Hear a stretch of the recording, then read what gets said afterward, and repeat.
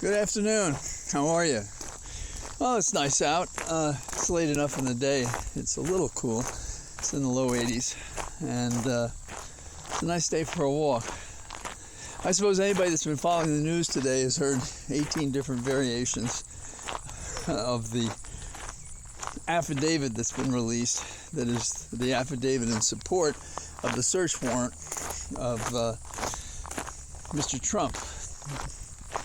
The short description of it, I think you'll all agree, is that for those pages that are clear and those connectors that are placed, a couple of things become clear.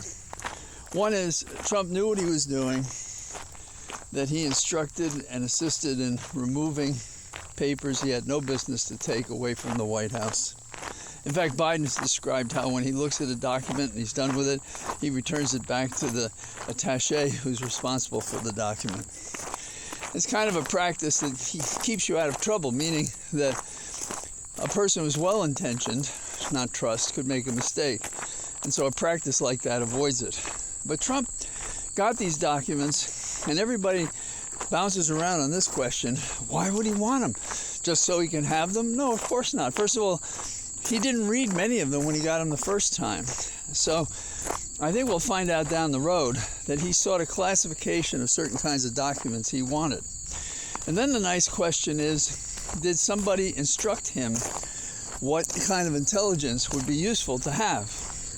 Now, am I saying Putin? I don't know. It could be anybody in the world who's in a position to take advantage of Trump in exchange for one of the favors that Trump always exacts from others. So you have requests for documents that are taken when they leave the White House. And then we know that he's had these documents. They deny that they have any more when they surrender some, which is, I think, 184 classified documents. So he had still more after that, but he didn't surrender. And he danced around a search warrant. And there was a second search warrant, or the same one, for the video records that they have of looking at the documents. And there's another such subpoena,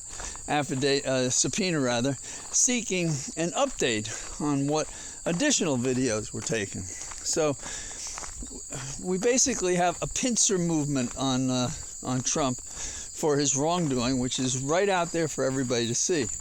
Now, I don't think for a moment that he just wants them so he can look at them like they're his precious, from Lord of the Rings. These are my precious. Didn't you want to just bat those people in the head who kept saying they're precious? I called him Frodo. I thought he should go into the flame himself with the ring. Just get rid of him. Anyhow, that was me. My daughter and others loved the movie, and if you did, my apologies. It just didn't catch me. So, but I think Trump is in that role of Frodo. He doesn't have my precious. He can't give up the ring. Well, but he can't give up the ring not because he's just an egomaniac, because there are two things that drive this man: money and power, and apparently brutality to others. Which is a correlative of his bad character and evil nature. He can't just help himself. So that's how I see that, and I've thought about doing a podcast on it, but people have talked about it so much, I think it's obvious. I resent the Justice Department running around beating their chest saying, we were right, because what they should have said from the beginning is we can redact and give you something that'll be useful that the public has a right to know. That's what the position they should have taken. And because they didn't, I wonder about how broad was the redacting that they did. Because the Department of Justice has a whole set of rules that are not required by law, and they just sort of dig in. And the judge pressed them to get something, and I think they could have given more. How do I know that? Because their past conduct is that way, even with a memo involving something that doesn't stick it to them, which is the conversations the Justice Department had over the Mueller investigation and dealing with the obstruction question. They fought in court. They, including this administration, Garland's administration, not to surrender. that memo. Give me a break. So, people are out there cheering on Garland. If I was the Attorney General and I had that memo, I would have published it immediately. This is the thing about the government. The things that they hide secret that are crimes and against the law and in violation of our Constitution and bad behavior and bad misdemeanor and compromise our national security. Everybody wants to keep it quiet. I want to know about it. We want sunshine. We want sunshine, so we'll do something about it or force them to do something about it. So that's what I think about that. There's some talk about, as oil and gas may not be sufficient for energy, we should look at nuclear. Just think of 3 Mile Island and what you do with all that waste.